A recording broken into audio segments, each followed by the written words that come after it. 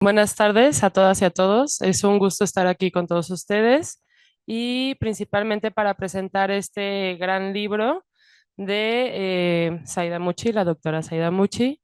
Este libro es Antología del Pensamiento Feminista para la Arquitectura y quiero compartirles una breve reseña de Saida. Bueno, ella es profesora asociada en el Departamento de Urbanismo y Ordenación del Territorio en la Universidad Politécnica de Cataluña, la UPC, donde imparte clases de urbanismo y género. Forma parte del grupo de investigación Urbis, calidad de vida urbana, innovación, sostenibilidad y compromiso social. Su investigación en la UPC se ha centrado en tres áreas principales. Una es estudio de género en urbanismo y arquitectura, viviendas y barrios, y el impacto de la globalización en el tejido urbano, sociedad y edificios. Saida es arquitecta e investigadora con más de 30 años de experiencia. Cuenta con un profundo conocimiento de los principios de igualdad de género y su aplicación en un contexto urbano, por ejemplo, indicadores de calidad de género.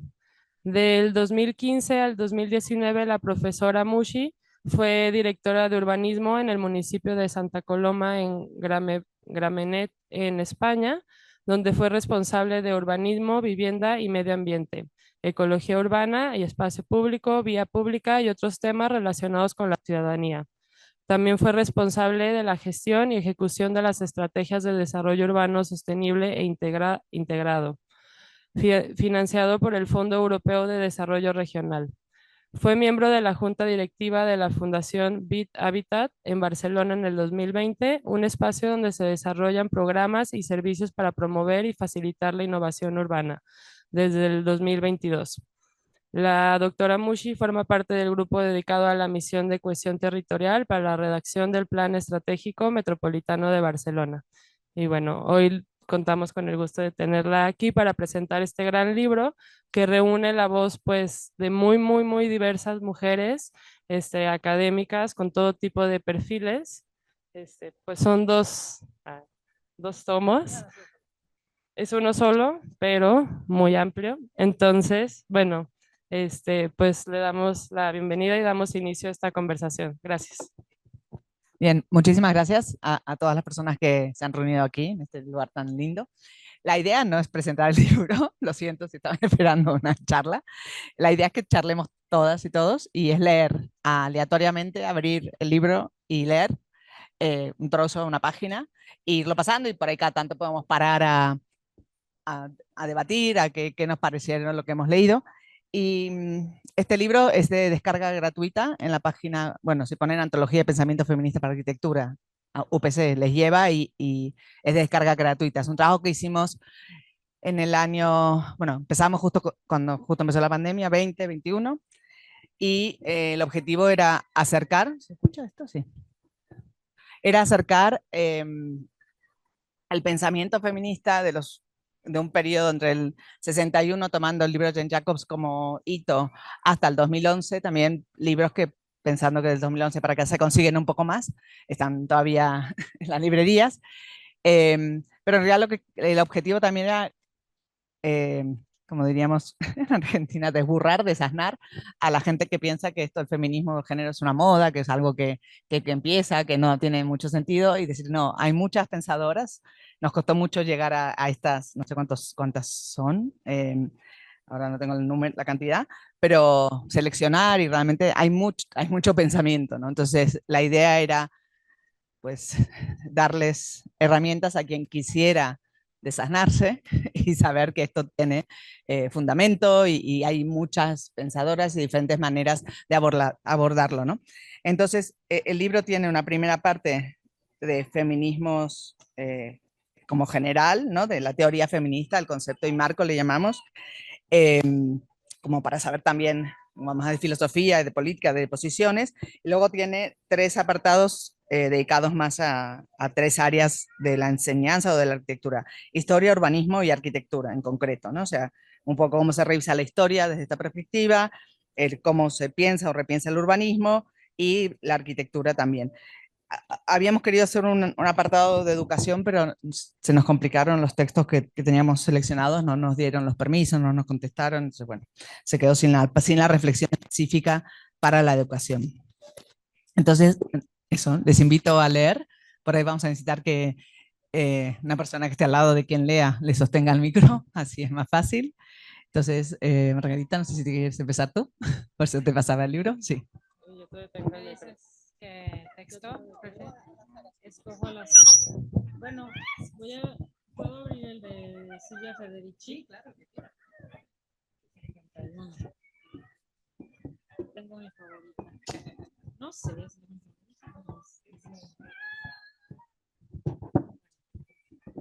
¿Sí? ¿O es más adelante? ¿Estos textos funcionan para esta lectura?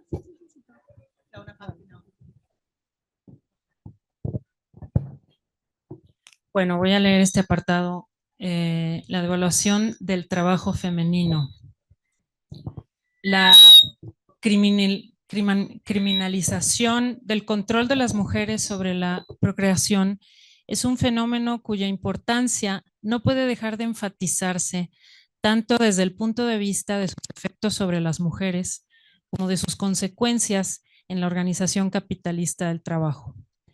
Está suficientemente documentado que durante la Edad Media las mujeres habían contado con muchos métodos anticonceptivos que fundamentalmente consistían en hierbas convertidas en pociones y pesarios, supositorios, que se usaban para precipitar el periodo de la mujer, provocar un aborto o crear una condición de esterilidad.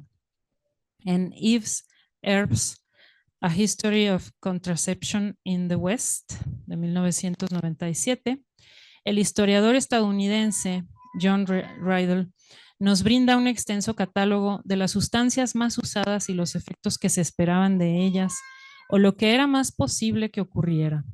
La criminalización de la anticoncepción expropió a las mujeres de este saber que se había transmitido de generación en generación, proporcionándoles cierta autonomía respecto al parto. Aparentemente, en algunos casos, este saber no se perdía, sino que solo pasaba a la clandestinidad. Sin embargo, cuando el control de la natalidad apareció nuevamente en la escena social, los métodos anticonceptivos ya no eran lo que las mujeres podían usar, sino que fueron creados específicamente para el uso masculino.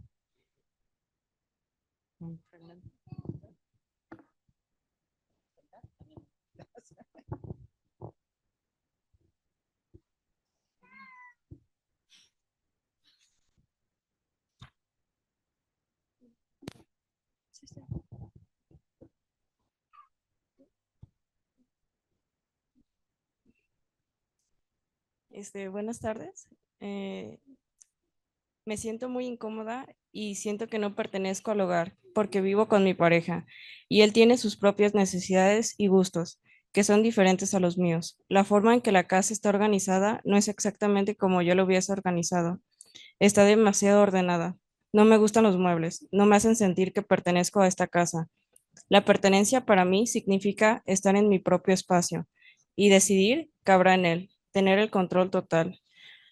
Amalilla, 30 años, casada con un hijo, judía, israelí, vive en Londres, Londres, 22 de agosto de 1999. ¿No? ¿Ayali?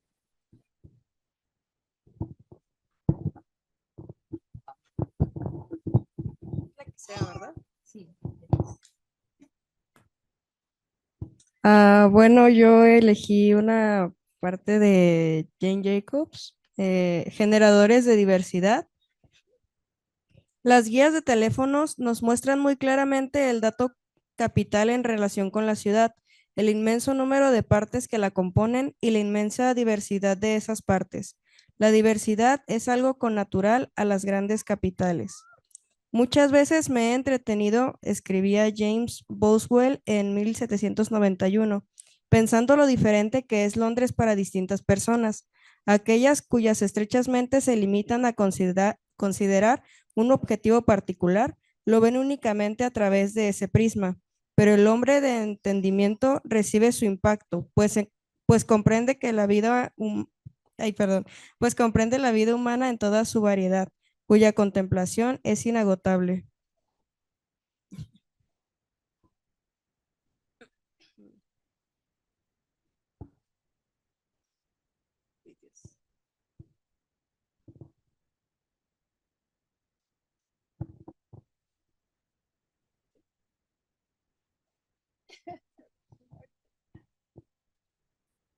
Hay que ser un poco así como de juego, lo que salga al abrir.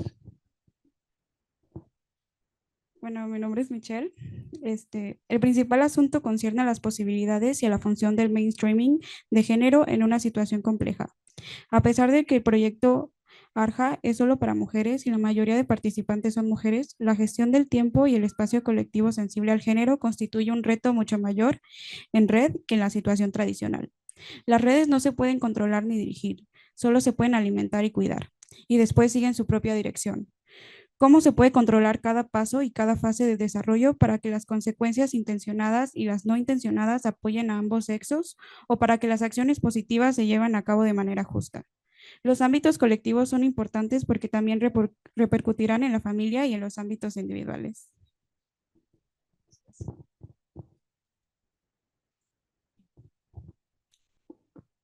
Ética personal y colectiva, de construir los viejos hábitos. Una parte importante es que nuestra realidad es muy compleja. Todo lo que digo parte de esa realidad. Por eso, una metodología que quiero recalcar individual y colectivamente para impulsar liderazgos de mujeres y para la vida misma es el desarrollo de una capacidad fundamental para las mujeres contemporáneas, la capacidad de constructiva. Este concepto significa deshacer, desmontar. Para asumir nuevos hábitos, nuevas formas para los nuevos liderazgos, lo que hemos hecho a veces es sumar lo nuevo a lo viejo y superponer cosas que son contradictorias y antagónicas.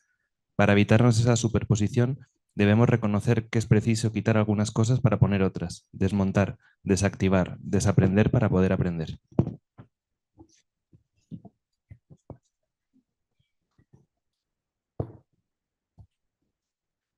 Hola. Buenas tardes, yo soy Mariel Bustos y bueno, les voy a leer algo de André Lorde.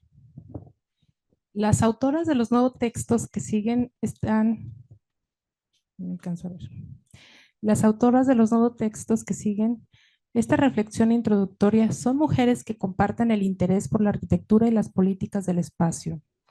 Les une sus orígenes en la cultura occidental y su principal producción científica se produjo, salvo alguna excepción, en la década de los años 90. No es casual que todas ellas pertenezcan a la tercera ola feminista y que en consecuencia cuestionen una práctica arquitectónica que progresivamente se había ido desvinculando de la transformación social. Mientras sus voces rompen un silencio, el silencio de la omisión, de la denuncia, sus palabras invocan un cambio, el cambio hacia la perspectiva de género. Lo que nos interesa de los textos es la oportunidad de ofrecer para revisar y debatir conjuntamente los vínculos que nos unen y nos separan con las ideas de estas autoras y preguntarnos cómo podemos identificar con sus propuestas. ¿Qué producimos y qué heredamos de sus contribuciones? ¿Qué trasladamos a nuestras formas de sentir, pensar, actuar o proyectar? ¿Qué es lo que está en juego y cuáles son los aspectos aún no superados? Cruzando estos interrogantes con las lecturas presentadas, Alice, Denise, Beatriz, Leslie, Diana, Patricia, Mari, Label, Ana, Isabel, Rosa María y Carmen, vosotras y nosotras, tú e incluso yo y todas aquellas personas que ni siquiera podemos nunca reconocer o nombrar, exploramos recordatorios necesarios, legados o interrogantes que, si se tratara de profundas resonancias, puede llegar a fomentar una arquitectura catalizadora de crítica y de equidad.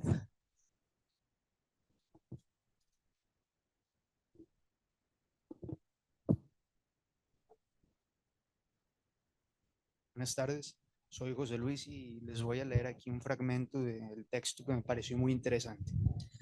Creo que atacar la división convencional entre el espacio público y privado debe ser la prioridad de los socialistas y las feministas para la década de los 80. Las mujeres deben transformar la división sexual de las labores domésticas, la base económica privada del trabajo doméstico y la separación espacial de las viviendas y los lugares de trabajo en el entorno construido. si quieren ser consideradas como miembros iguales de la sociedad.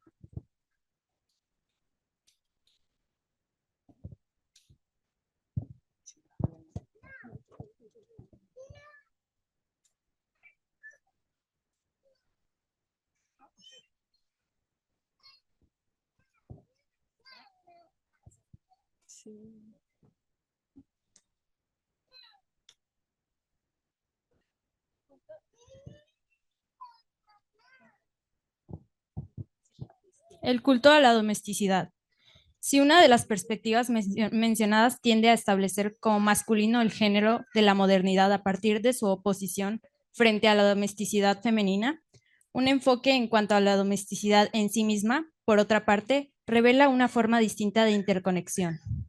Al rastrear la historia y los significados de la domesticidad, se puede ver que hubo una conexión directa entre la aparición del ideal doméstico y el surgimiento del capitalismo industrial y el imperialismo.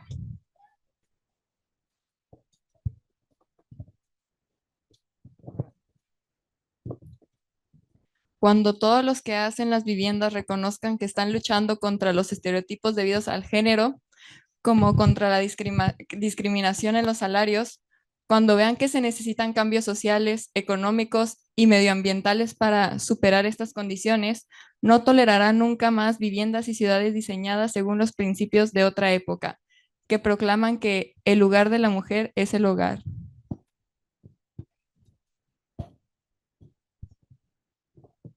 Perdón, estoy buscando un texto por azar.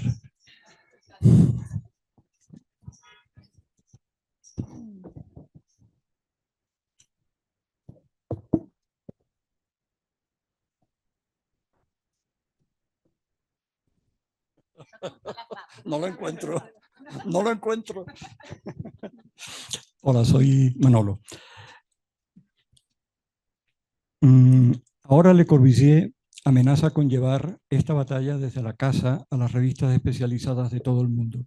Pero esta manifestación pública contradecía absolutamente lo que había expresado en privado.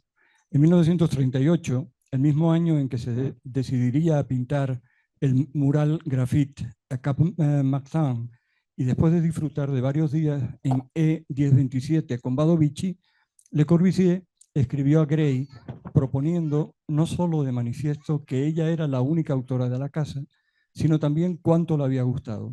Estoy tan contento de poder decirte que los pocos días que he pasado en tu casa me han permitido apreciar el espíritu particular que ha dictado la organización dentro y fuera y que le da al mobiliario moderno, el equipamiento, tal dignidad formal, tan encantadora y llena de espíritu.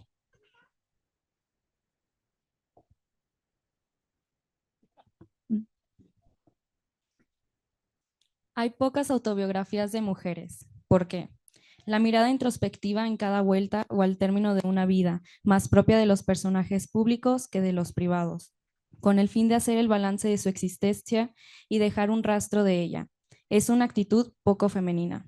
Mi vida es menos que nada, dice la mayoría de las mujeres. ¿Para qué hablar de ella, sino para recordar a los hombres, más o menos grandes, que una conoció, acompañó o frecuentó? Las que lo intentaron lo hicieron más bien bajo la forma de memorias de su tiempo.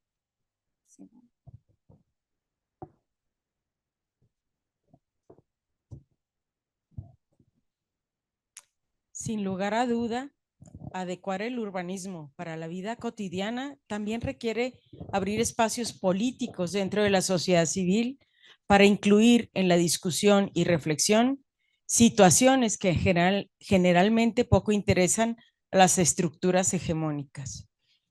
Anna Bofill Levi documenta la necesidad y los métodos para elevar la diversidad de voces en los espacios participativos, es decir, las voces de las mujeres, las de personas con distinta situación de origen, con distintos niveles de ingresos, etc. Dado que estos colectivos con perspectivas propias necesitan vías particulares para encontrar los espacios donde depositar sus experiencias al momento de llevar a cabo una consulta que intenta ser democrática, pero que sin estos reconocimientos no llega a serlo.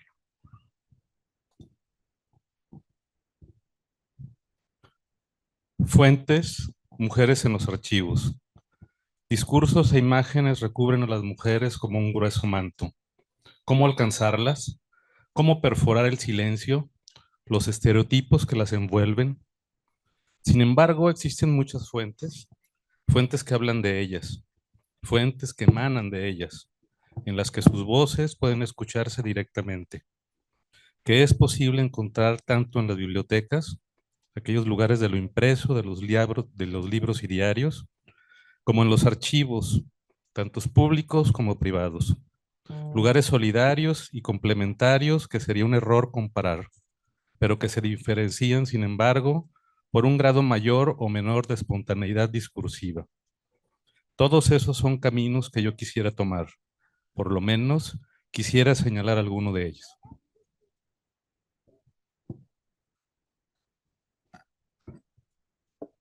Hola, mi nombre es Tonantzin. Bueno, dice aquí, la movilidad es ciertamente una experiencia diversa. Carmen Miralles analiza las características de la movilidad en Cataluña y profundiza en la marcada diferencia observada en las mujeres mientras se mueven y se transportan por la ciudad, que encuentran una explicación en el rol dentro de la estructura social. Por tal motivo, argumenta la necesidad de que los estudios sobre la movilidad y el tráfico no hagan caso omiso de esta situación y demanda la necesidad de un análisis diferenciado por el sexo.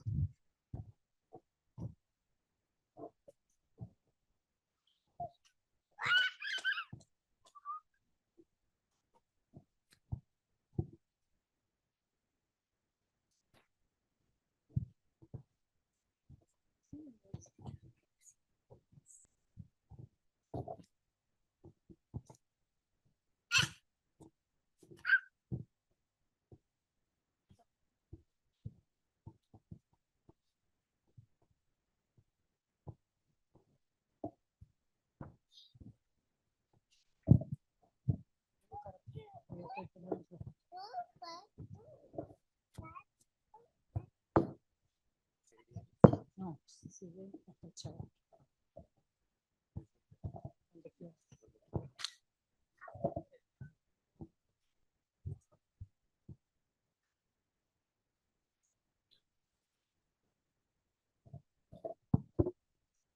¿Por qué la historia importa? Daniela Arias Laurino. Con este interrogante que nos plantea Gerda Lerner, la historiadora de las mujeres a quien le debemos el impulso inicial que llevó a la academización de la historia de las mujeres en las universidades norteamericanas durante la década de 1960, se abre paso un nuevo marco interpretativo en el que las mujeres son sujeto activo y centro de la mirada historiográfica.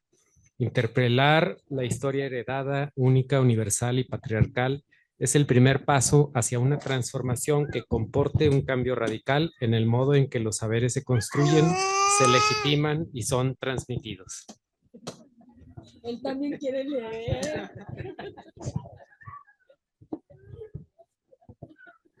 La planificación del tiempo y la coordinación de las rutinas diarias aún no figuran en la agenda de los países nórdicos, porque estos han invertido más en la infraestructura social y material de la vida cotidiana que muchos otros países europeos. De hecho, la sociedad del bienestar nórdica, con derechos subjetivos sobre muchos tipos de cuidados, ha sido el proyecto para que mujeres más importantes ha sido el proyecto para mujeres más importantes del último siglo.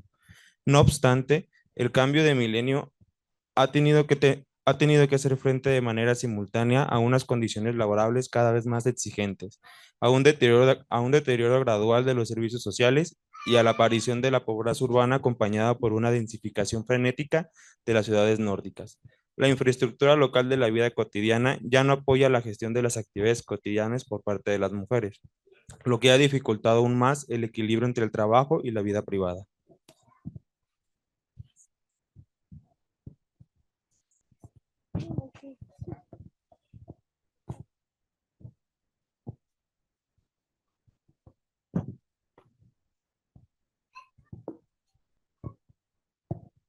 Creo que atacar la división convencional entre el espacio público y privado debería ser la prioridad de los socialistas y las feministas Para la década de los 80, las mujeres deben transformar la división sexual de las labores domésticas, la base económica privada del trabajo doméstico y la separación espacial de las viviendas y los lugares de trabajo en el entorno construido, si quieren ser consideradas como miembros iguales de la sociedad.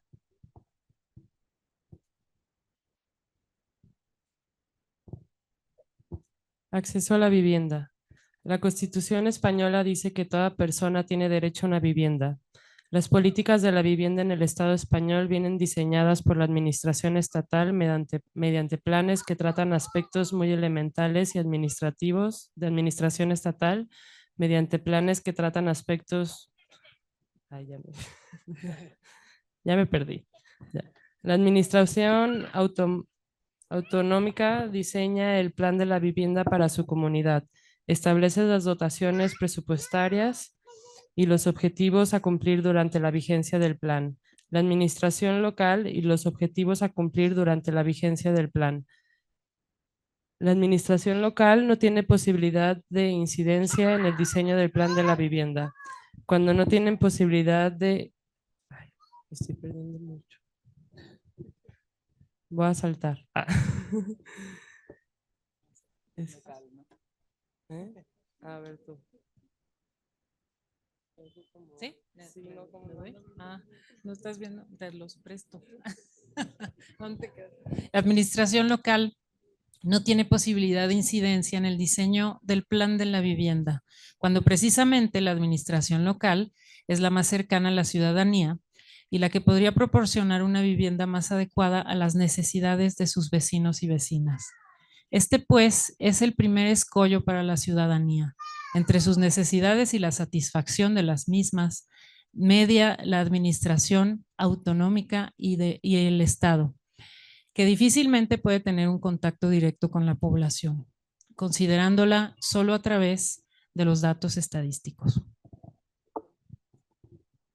Yo soy malísima leyendo en público, pero intentemos.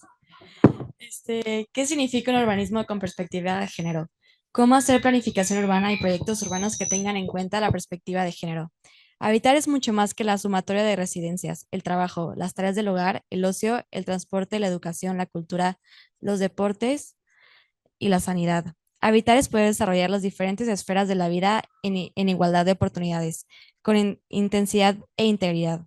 Por ello, consideramos necesario pensar y, sobre todo, repensar las ciudades y los barrios guiados por esta idea. Poner en primer plano la vida y las necesidades de las personas es una tarea compleja, no exenta de complicaciones. Por lo tanto, ¿qué significa repensar un barrio con perspectiva de género?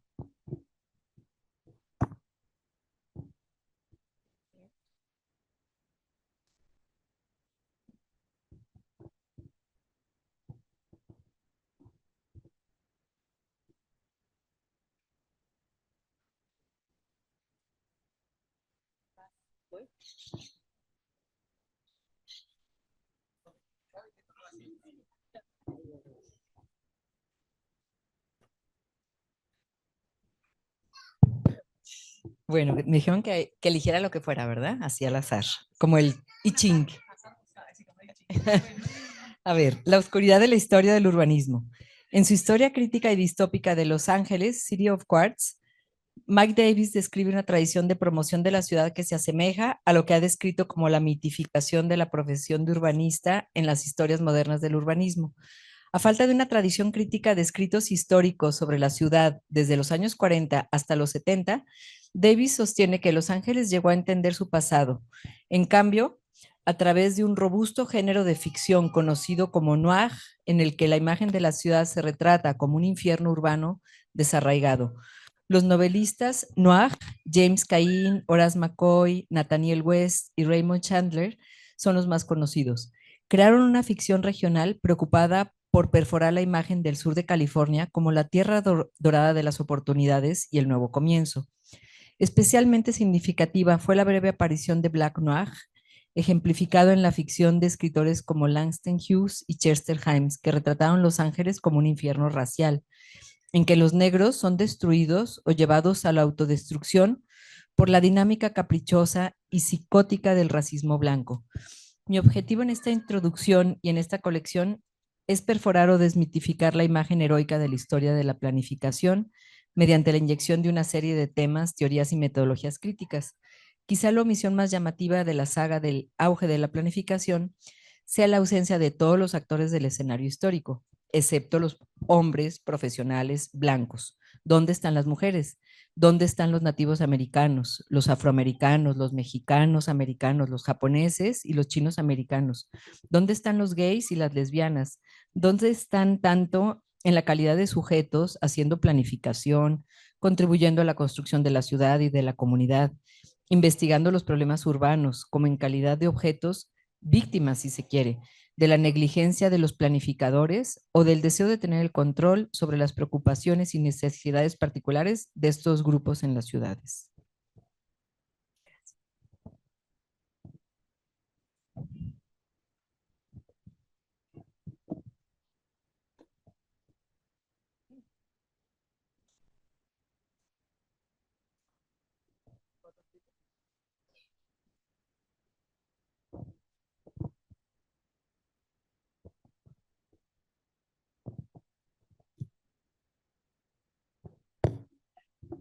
Gracias. Hay que reconocer la importante aportación a la economía y la sociedad de las tareas de atención y cuidados, tanto físicos como psíquicos, tradicionalmente asignadas a las mujeres, contribuciones que no han sido reconocidas. El urbanismo y la planificación tienen que considerar las necesidades derivadas de estas tareas como puntos imprescindibles para diseñar una ciudad inclusiva.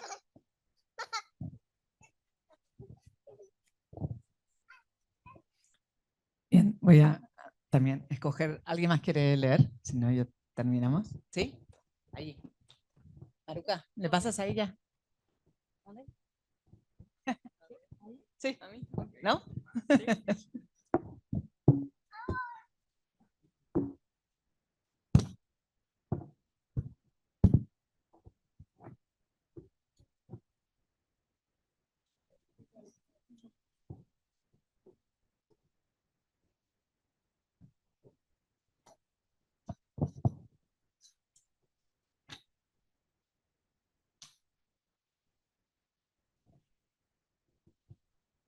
Con el objetivo de conseguir espacios políticos dentro de la sociedad civil, las mujeres y las minorías étnicas de distintos países han optado por ocuparse de los temas de planeamiento, para adecuar la vida cotidiana a las tareas de asistencia y a los temas que reciben poca atención por parte de la estructura dominante del poder económico.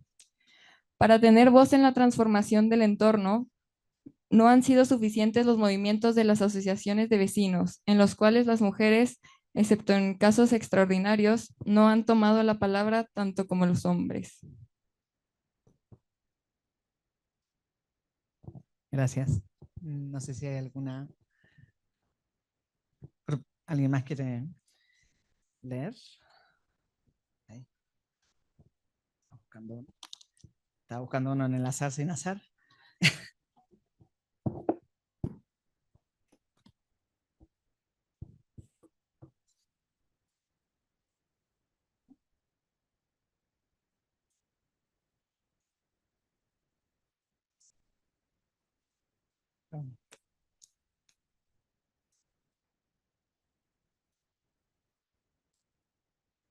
Perdonen, ¿eh?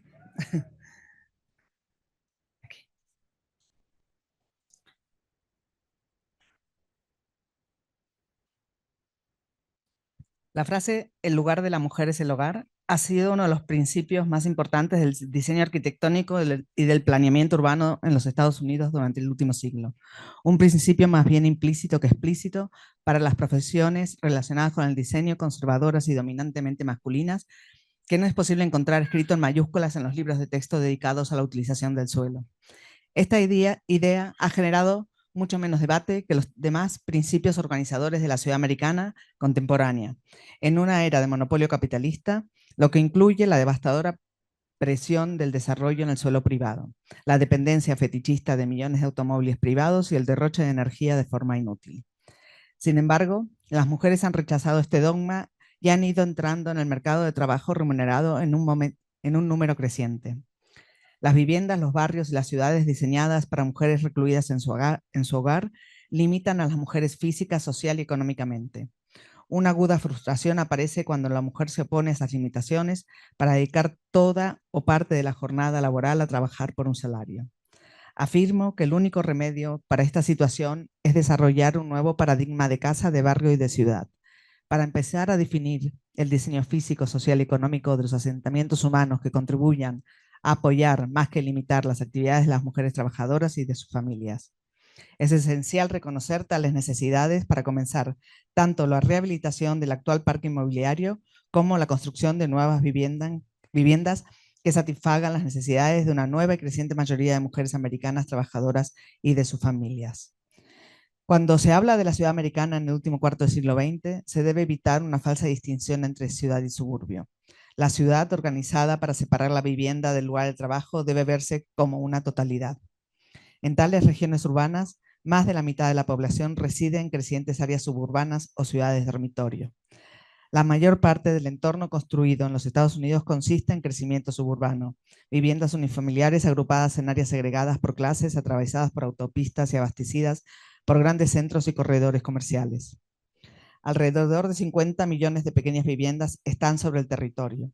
Cerca de 2/3 de las familias americanas poseen sus viviendas gracias a las largas hipotecas. Esto incluye cerca del 77% total de los incluidos en la Federación Estadounidense de Trabajo y Congreso de Organizaciones Industriales. Los hombres blancos cualificados están mucho más cerca de ser propietarios de sus viviendas que los miembros de minorías y las mujeres, a los que se les han negado desde hace mucho tiempo el acceso a crédito y a la vivienda en igualdad de condiciones. Los trabajadores se desplazan a sus puestos de trabajo tanto en el centro como en cualquier parte del anillo suburbano. En áreas metropolitanas estudiadas entre el 75 y el 76, el desplazamiento del trabajo en transporte público o vehículo privado ronda las 9 millas en cada sentido. Cerca de 100 millones de vehículos privados llenan garajes de 2 o 3 plazas que podrían considerarse magníficas viviendas en sí mismas en muchos de los países en vías de desarrollo. Los Estados Unidos, con un 13% de la población mundial, utiliza el 41% del transporte mundial de pasajeros para soportar patrones de vivienda y transporte descritos. Bueno, esta era Dolores Hayden. Bueno, no sé si alguien quiere comentar alguna cosa. Yo creo que aunque fuera azar, creo que en los textos han salido como cosas que se van relacionando, ¿no? Desde la historia no reconocida de las mujeres, aunque los grandes arquitectos la hayan reconocida y la hayan violentado en apropiándose de la casa a través de las pinturas, ¿no? Que es el texto de Beatriz Colomina, que habla de la casa de Eileen Gray, o las cuestiones urbanas, ¿no? Ya sea cómo hacer un barrio con perspectiva de género, cómo incluir todas las otras voces, ¿no? Que también eso es algo como muy importante, ¿no? Cuando hablamos de género, perspectiva de género, feminismo, no estamos hablando de una exclusión, sino de una inclusión diferenciada, distinguida, reconociendo las diversidades de todas las personas y máximo diversidades que podamos reconocer, ¿no? También el texto de Jane Jacobs, que fuera antiguo, también nos hablaba, sin nombrarlo, ¿no? de qué diversidad, pero sí de todas esas diversidades. Bueno, ahora no recuerdo qué otro texto, pero creo que el azar sí que nos ha llevado a generar un pensamiento compartido a través de las voces de estas mujeres. Y gracias a todas y a todos por leer y por estar aquí. Yo quería sortearlo esto, pero no hemos hecho números, no sé cómo podemos hacer. ¿Cómo podemos hacer? Venga, papelitos, tenemos tiempo. O sea. Gracias. No sé si alguien quiere comentar algo.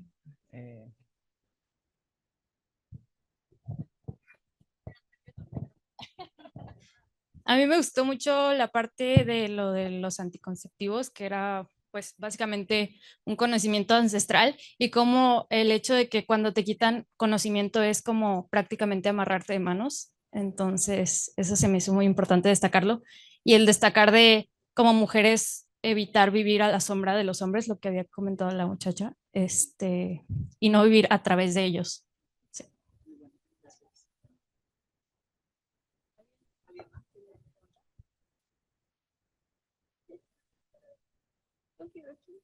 Yo te lo detengo. A mí me resultó muy curioso el texto justo que hablaba de cómo una mujer nunca escribe una autobiografía, ¿no? Como no, con no está a la altura de contar su propia vida. Y justo lo enlazo también con lo que me tocó leer de esta parte de construcción, ¿no? De entender estos procesos y realmente analizarlos y deconstruirlos y ver por qué estas relaciones son así. Y creo que empieza desde el nivel personal hasta el nivel ciudad, urbanismo. Y ahí está un poco el cambio, ¿no? Como ver estos supuestos que tomamos por normales y pensar en por qué una mujer nunca escribe una autobiografía de su propia vida.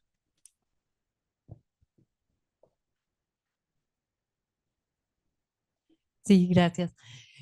Pues a mí también me resultó muy, pues como que coincido mucho que las ciudades se hicieron de una talla que no nos queda, o sea, nunca nos ha quedado, era una talla a cualquier edad, ¿no? Que dices, bueno, la ciudad es realmente un monstruo, y acá decía también que en Los Ángeles se hablaba de el sueño americano, pero era una ciudad hecha por hombres, blancos, para blancos, ¿no? ¿Y qué pasaba con todas las poblaciones que ahí habitan? Entonces, pues sí, como nuevamente pensar cómo podemos, cuáles son aquellas sutilezas que podemos hacer para que nos quede esta ciudad, para nuestras necesidades. Y pues bueno, creo que las reflexiones van llevando a hacer algunos cambios sutiles que a muchos les pues se siguen asustando. ¿Cómo que le van a quitar un carril para poner una ciclovía? ¿Quién se le ocurre? O sea, por decir algo, ¿no? Pero faltan muchas más cosas. Sí.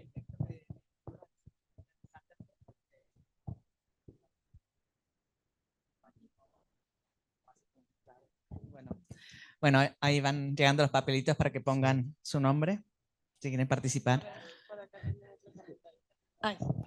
No, ya.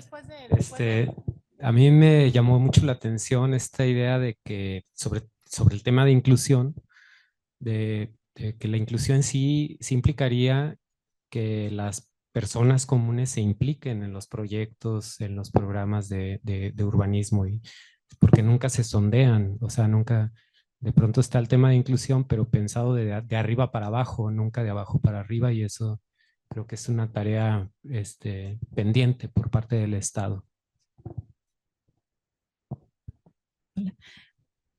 A mí me gustaría, Zaida, ahorita que le dimos una probadita a todos esos textos y que nos han dejado ya picados para leerlo, que nos comentaras cómo es que se formó este texto, a quiénes invitaron, quién tomó la iniciativa, cómo se llega a este producto que de alguna manera concentra pues varias opiniones, posturas, expectativas.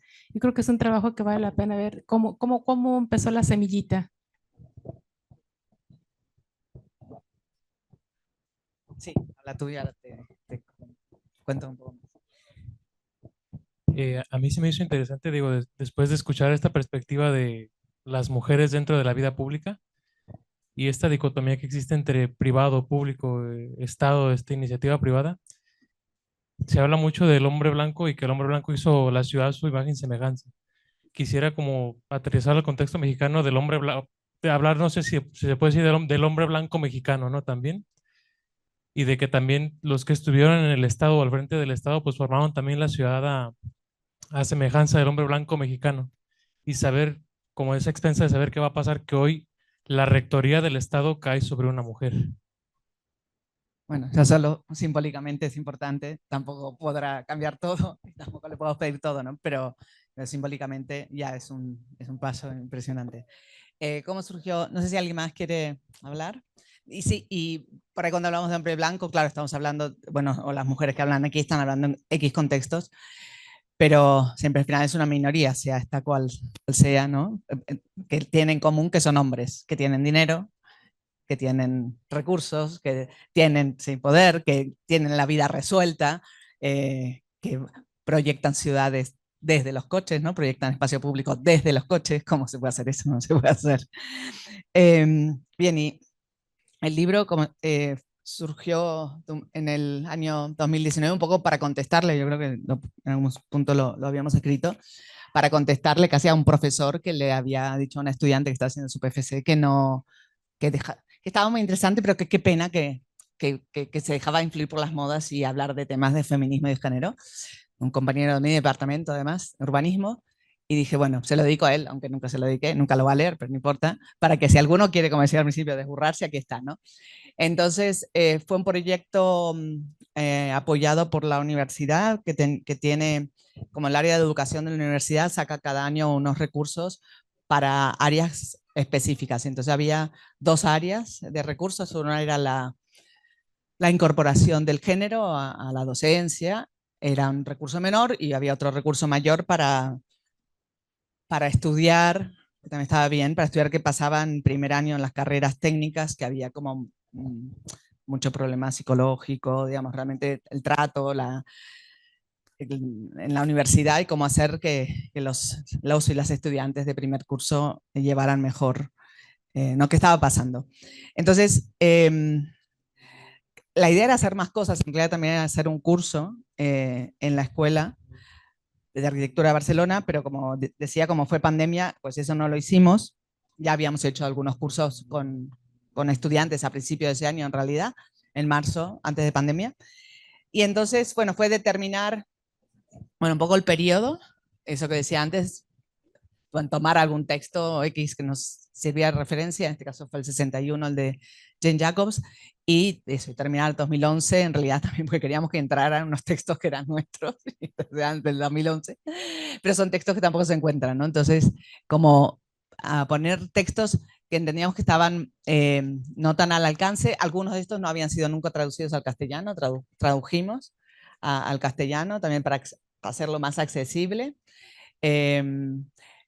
Intentamos también que hubiera voces dentro de la dificultad también plurales, y especialmente en la parte de pensamiento feminista hay bastante presencia latinoamericana y afroamericana, no sé, bueno, no sé, no solo americana, pero bueno, intentar poner diversidad, que tampoco es fácil muchas veces, ¿no?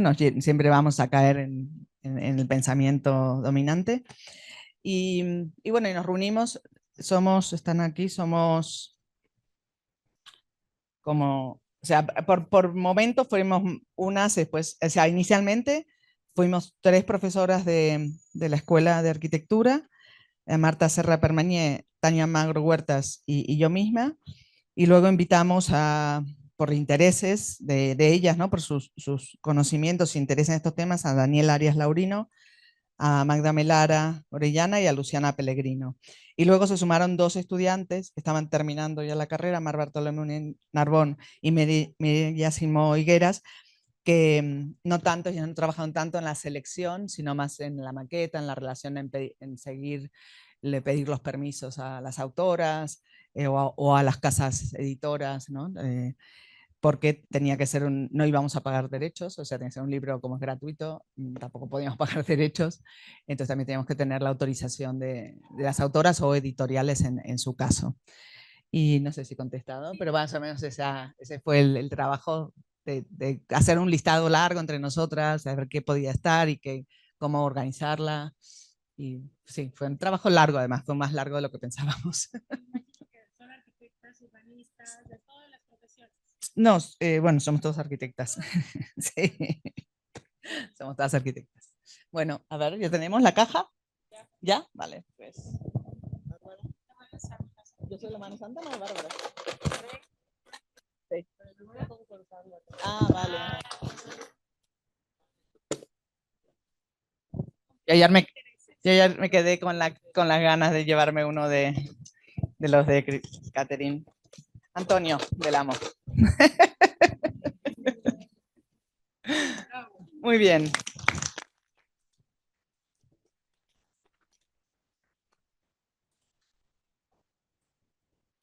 Aunque el libro esté bajable, es lindo tenerlo en papel, ¿no? Nos gusta a todos. Bueno, todo chicos. Jorge Frías. ¿Ya? Muy bien. Muchas gracias. ¿Sí? Sí. No, bueno, muchísimas gracias. Bueno, sí. Hola, mi nombre es Alejandra Esquer. Con todo de escucharlas y eso, me surgió una pregunta. Pensaba como si tendría alguna referencia o algo de algún autor que haya pues más bien de algún artista que haya ya planificado como una colectividad o algo, algún sitio en donde pueda yo buscarlo para ver cómo funcionaría esa utopía de poder pues cuidarnos como en colectivo, ¿no? Porque creo que hasta allá va este tipo de habitabilidad, no sé cómo decirlo, ¿no? Y lo pienso así porque pensaba como, ¿cuál sería la opción? ¿Cuáles serían las opciones? Porque, pues, en esta crítica de que en Estados Unidos, en los suburbios, nos individualizamos, pero aquí nos verticalizamos y tampoco nos vemos. Y luego, como conjuntando las teorías del feminismo y todo esto, aún sin contemplar el cuidado colectivo, porque pues aún estamos en esa como transformación de nuestros cuerpos, más bien habitar nuestros cuerpos primero y luego ya empezar como a hacer una crítica distinta de lo que somos aquí habitando juntos. Me quedé pensando, ¿ya habrá alguna persona, alguna propuesta de cómo sería habitar para poder cuidarnos? ¿Y cómo lo puedo buscar o algo así? Gracias. Diría que hay hace tiempo muchas propuestas. De hecho, la autora Daphne Spain, que está en este libro, ella hace una historia de las ciudades norteamericanas y estudia distintos ejemplos y de distintas maneras. Tiene un libro que se llama How Women Save the Cities y estudia también, tiene un texto que creo que es el que está en el libro, que habla de cómo en ciertos momentos de lo que Durkheim llamaba anomia, que es cuando desaparece la estructura que nos rige y entonces aparecen grietas, y yo creo que estamos en otro momento de anomia, pero ya la hipótesis de ella que en estos momentos de anomia o anomia, no sé cómo se dice, las mujeres aparecemos y hemos aparecido siempre, y al menos lo que ella rescata, con soluciones colectivas, desde las beguinas en el medioevo, las beguinajes, desde las soluciones de casas colectivas del 19 o las casas para madres del exmundo soviético después de la caída del muro, ¿no? Y que se extendió esa actividad a muchos entornos, no solamente postsoviéticos, sino a comunidades, por ejemplo, afroamericanas en Estados Unidos, a muchas comunidades africanas en África. Y luego, sí, hay ejemplos, son las casas colectivas. Lo que pasa es que, otra vez, la historia, así como la ciudad, la han hecho desde una mirada y una experiencia única. La historia también se nos ha contado desde una experiencia única y nos han quitado muchas referencias. Y entonces, las de las mujeres, las de la vida colectiva, siempre nos han hecho creer que como seres somos un desastre y que no sabemos convivir en colectivo. Evidentemente, es complicado convivir de a dos, con uno mismo, y de a dos y de a tres. Claro, en colectivo también, pero hay que aprender y hay que saber, bueno, tener los espacios donde poder, no es magia, ¿no? Y tiene su dificultad. Y hay muchos ejemplos, pero sin embargo la historia está llena de habernos convencido que cuando más individuales mejor vamos a estar, y que no es cierto. Por otro lado, se ha negado el cuidado colectivo, cuando siempre cuidamos en colectivo. Es imposible cuidar solas.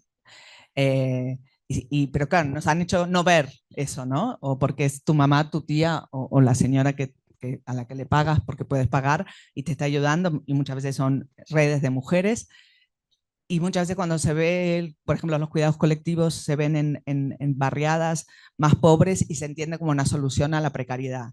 Y no, deberíamos aprender de esa como solución para todas, ¿no? De los comedores populares, los espacios de cuidado colectivos que hay en muchas barriadas, que son por necesidad, pero tenemos que aprender de ellas, no decir, no, la superación es lo bueno, superar eso y que cada quien lo haga en su casa, ¿no? Entonces, hay ejemplos y hay muchas pensadoras feministas que abogan por eso. El texto que yo leí, que empecé a leer, en realidad no era la mejor parte.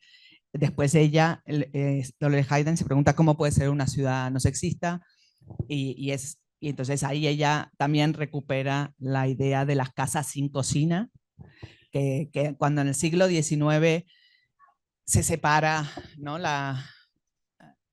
lo productivo de lo reproductivo, digamos que hasta la revolución industrial no hay esa división, podría haber otras cuestiones, pero no hay esa división de que se trabaja fuera y en la casa se vive, se cuida, se descansa. Era cada casa, sea la que fuera un gremial, un palacio, un X, cada casa era una unidad productiva, no solo formada por personas en relación de parentesco o consanguineidad. Era una estructura económica, productiva, de cuidados, etc.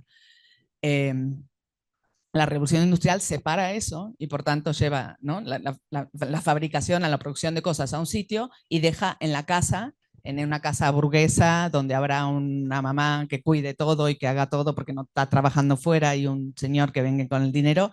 Y ese es el modelo que se implanta también en las clases obreras cuando eso no es cierto, ¿no?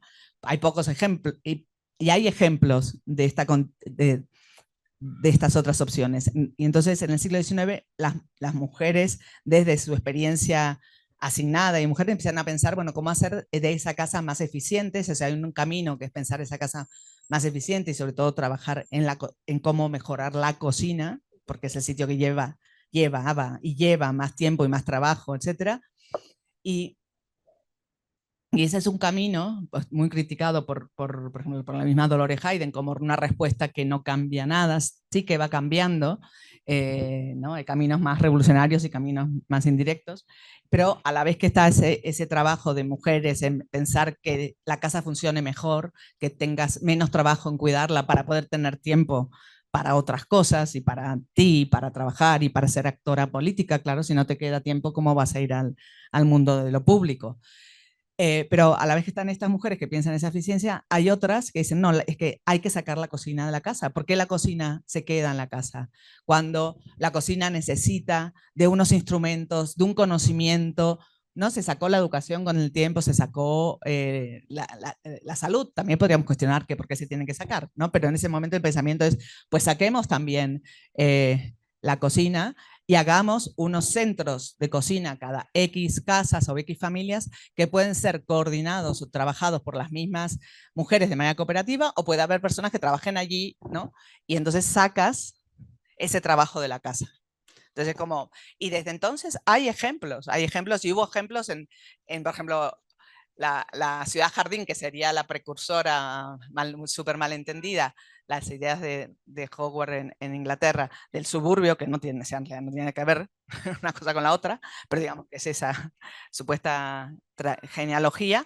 Este señor, cuando piensa en esos barrios de Ciudad Jardín, lo que está buscando es un mayor equilibrio, posiblemente con lo natural, más espacio de relación, casas y viviendas para todo tipo de gente, no solamente para casas grandes, sino que podría haber casitas pequeñas y casas sin cocina. También propone que dentro de esa estructura, que terminó siendo una estructura dispersa de casas sin ninguna relación, pues también se proponía originalmente casas sin cocina, pero ha desaparecido de la historia que aprendemos y nos cuentan. Entonces hay para rescatar mucho. Bueno, pues muchas gracias, Aida, por el día de hoy, por esta lectura en colectivo. Creo que es lo que sigue, como agenciarnos de ese nuevo imaginario. Podemos descargar desde internet la antología, entonces pues de aquí inspirarnos y pues invitar a nuestras vecinas, vecinos desde nuestras localidades qué podemos hacer. Yo creo que es un trabajo de todas y todos y pues gracias por traernos esta inspiración, juntar estas grandes mujeres. No solamente se tiene que ser académica para pensar en estas cuestiones elevadas, el conocimiento lo tenemos creo que todas y todos.